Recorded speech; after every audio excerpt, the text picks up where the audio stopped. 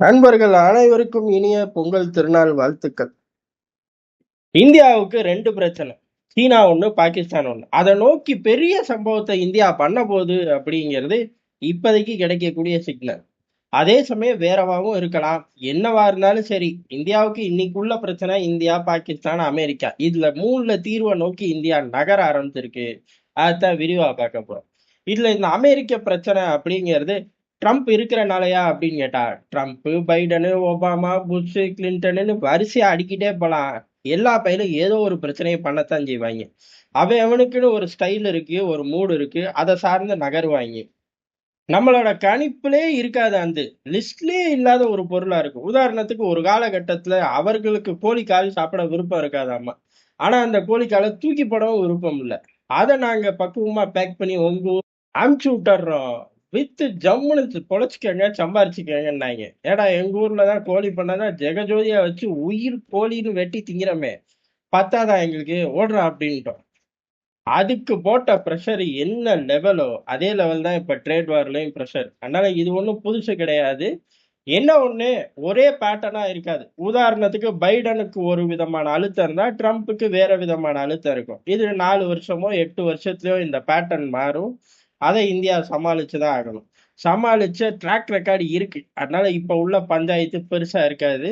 ஆனா இந்த பஞ்சாயத்தை வீரியமா போக விடாம இந்தியா இப்ப மிரட்டலா அணுகுது. அந்த மிரட்டல் எந்த அளவுக்கு அப்படின்னா, பிரான்ஸோட ஏற்கனவே ரஃபேல் டீல் போட்டிருக்கோம். பிரான்ஸ் மட்டும் கிடையாது, உலகத்துல எந்த நாட்டோட டிஃபென்ஸ் டீல் போட்டாலும் அமெரிக்காவுக்கு அப்படியே காதுல எல்லாம் புகை வந்து தள்ளிரும். சரி நீ விடா அப்படின்னு சொன்னோம்னா விற்க மாட்டான். ஏன்டா அப்படி அநியாயத்துக்கு ரவுஸ் பண்ற? ஒண்ணு நீ வியி, இல்ல விக்கிறவன்கிட்ட போய் நான் வாங்கிக்கிறேன் அப்படின்னா 2மே விட மாட்டான். அப்ப என்னதான்டா அப்படின்னு கேட்டா, நம்ம ஃபிளைட்டு கேட்டா அவன் துப்பாக்கி தரேன்பான். ஏய் என்னடா இவ்வளவு அநியாயம் பண்ற அப்படின்னு கேட்டோம்னா, அதுக்கப்புறம் நான் ஃபிளைட்டு தரேன்பான். அதுவும் அவனுக்கு கிட்ட இருக்கிறதுலே லோ வெர்ஷனா இருக்கும். அந்த லோ வெர்ஷனுக்கும் ரிமோட்டை நானே வச்சுக்குவேன்பான். சரி விலைடா, விலை கொள்ள விலையா இருக்கும். என்னடா இது, இப்படி ஒரு போங்க ஆட்டத்தை நாங்க பார்த்ததே இல்லையே அப்படின்னு கேட்டா, பார்த்திருக்க வாய்ப்பே இல்லை. நான் மட்டும்தான் எக்ஸ்க்ளூசிவா பண்ணிட்டு இருக்கேன், என்கிட்ட மட்டும்தான் இதை அனுபவிக்க முடியும், திமிரா வேற பேசி காட்டுவேன். அப்பேற்பட்ட அமெரிக்காவுக்கு இப்ப பிரான்ஸோட போடுற டீல் இனிக்குமானா கசக்கும். ஏற்கனவே S-400 பத்தி ஒரு அறிவிச்சோம். அதோட மைலேஜ் என்னன்னு 2 நாளுக்கு முன்னாடி பேசியிருக்கோம், பார்த்துருக்கோம். பார்க்காதவங்க வந்து பாருங்க, விரிவா சொல்லியிருக்கோம். ஓ 2 நாள் முன்னாடி நீங்க வந்தீங்களா அப்படின்னு கேட்கக்கூடாது. கொஞ்ச நாளா வரிசையா தான் வந்துகிட்டு இருக்கேன், நம்பி வரலாம். முதலாளி ஏதோ நோட்டிபிகேஷன் கொடுக்காம இருந்திருப்பார். அவர் லீவ் போயிட்டார், நான் பிரசன்ட் ஆயிட்டேன், அவர் ஆப்சென்ட் ஆகிறார். நோட்டிபிகேஷன் நிறைய பக்கம் வரதில்லை. அதனால கொஞ்சம் டைப் பண்ணி பாருங்க. அப்புறம் நோட்டிபிகேஷனா முதலாளி பிரசன்ட் ஆயிருவாரு, நோட்டிபிகேஷன் வர ஆரம்பிச்சிடும்.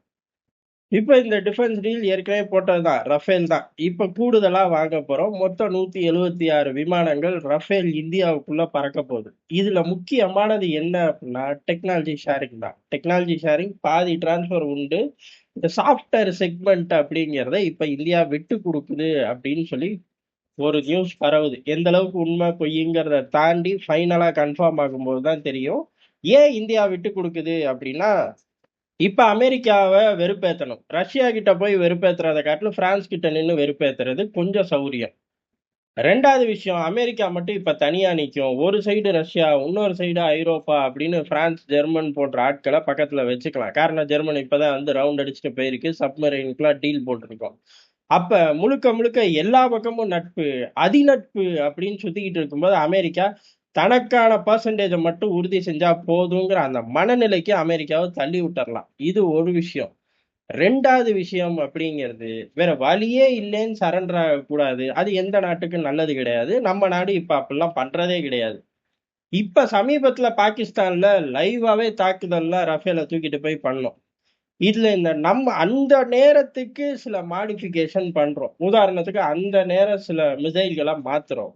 இந்த மாதிரி மாத்தும்போது சாஃப்ட்வேர் சப்போர்ட் வேணும் அப்படின்னு இருந்துச்சுன்னா வேற வழியே இல்லை. இப்போ 12 மணிக்கு தாக்குதல், டக்குனு மிசைலை மாத்துறோம், மணி 11. இப்ப போய் பிரான்ஸ் டீமை கூட்டிட்டு வர முடியுமான்னு கேட்டா கூட்டிட்டு வந்து பிரயோஜனம் இருக்காது. ஏன்னா நம்ம மட்டும் டாப் சீக்கிரட்டா பிளான் பண்ணும்போது அந்த பையனை கூட்டிட்டு வந்து என்னத்த பண்ற? அப்ப இதுக்கு ஒரு மிகப்பெரிய அளவுல ஒர்க் ஃப்ளோவை மாத்தி அமைக்கணும். இதெல்லாம் சாமானியம் கிடையாது. நீ ரிமோட்டை கொடுத்துட்டு போப்பா அப்படின்னு இவ்வளவு நாள் கேட்டுக்கிட்டு இருந்தோம். ஆனா இப்ப பாகிஸ்தானோட தாக்குதல்ல நம்ம இஷ்டத்துக்கு எல்லா மாடிஃபிகேஷனையும் பண்ணிட்டோம். அந்த நேரம் மிசைல்களை மாத்தணுமா மாத்திருக்கோம். எல்லாமே பக்காவா ரன் ஆயிருக்கு வித்தவுட் சாஃப்ட்வேர் சப்போர்ட். அந்த சாஃப்ட்வேரை போய் தொட்டு அப்கிரேட் பண்ணணுங்கிற அவசியம் இல்லாம இருந்திருக்கு. ஓகே ரைட், அப்ப இதை விட்டு கொடுக்கலாமே அப்படின்னு இந்தியா ஒரு முடிவெடுத்திருக்கு. உலக சூழ்நிலை அதுக்கு ஏத்தாப்புல தானே இருக்கு. அதனால இப்படி போவோம் அப்படின்னு இருக்கார்கள். மிக விரைவில் ரஃபேல் 176 இந்திய வான்படைக்குள்ள வந்துடும். இது ஒரு பெரிய பர்ச்சேஸ். விடிஞ்ச உடனே அமெரிக்காவுக்கு விடிஞ்சிடும் இந்த தகவலை கேட்டு. ஆத்தாடி என்னடா இது அப்படின்னு. அதுக்கடுத்து ரிபப்ளிக் டேக்கு யூரோப்பிய யூனியன்ல இருந்து நாங்க கூப்பிட்டுருக்கோம்.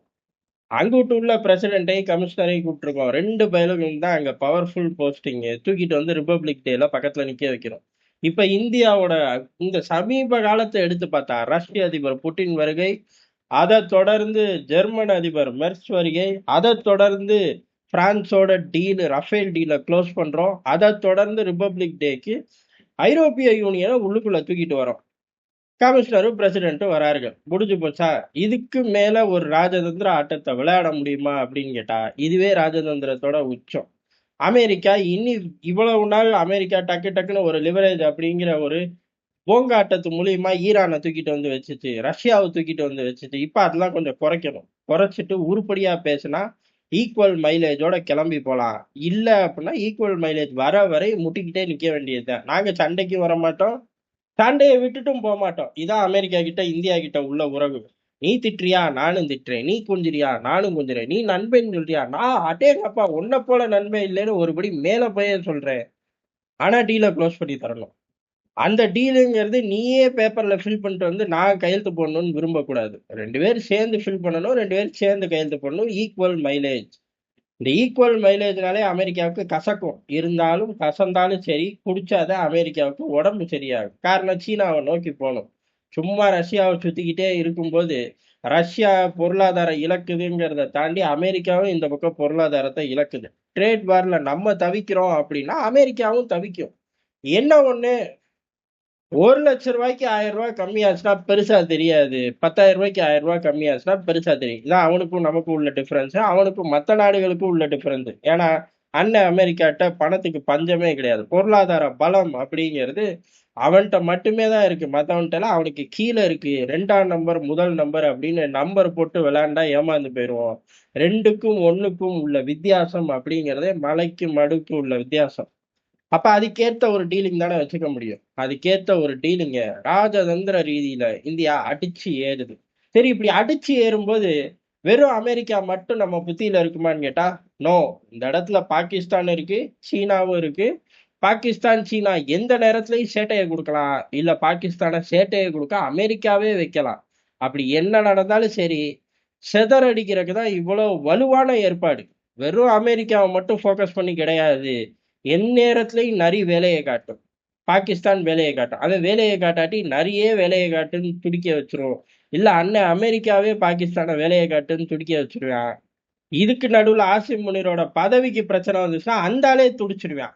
இப்படி 3 விஷயங்கள் பாகிஸ்தான் சார்ந்தே இருக்கு. அதனால அலர்ட்டா இந்தியா இருக்கு. அந்த அலர்ட்டையும் தாண்டி எம்புட்டு பெரிய ஆபத்து வந்தாலும் சரி வச்சு எதிரிகளை செய்யறதுக்கு முழு தயார் நிலைக்கு வந்துட்டோம். கடுமையான நேரத்துல இம்புட்டு ராஜதந்திர நடவடிக்கைகள்ல கொடி பறக்குது அப்படிங்கிறதா, இந்திய கொடி பறக்குது அப்படிங்கிறதா யதார்த்தமான உண்மை.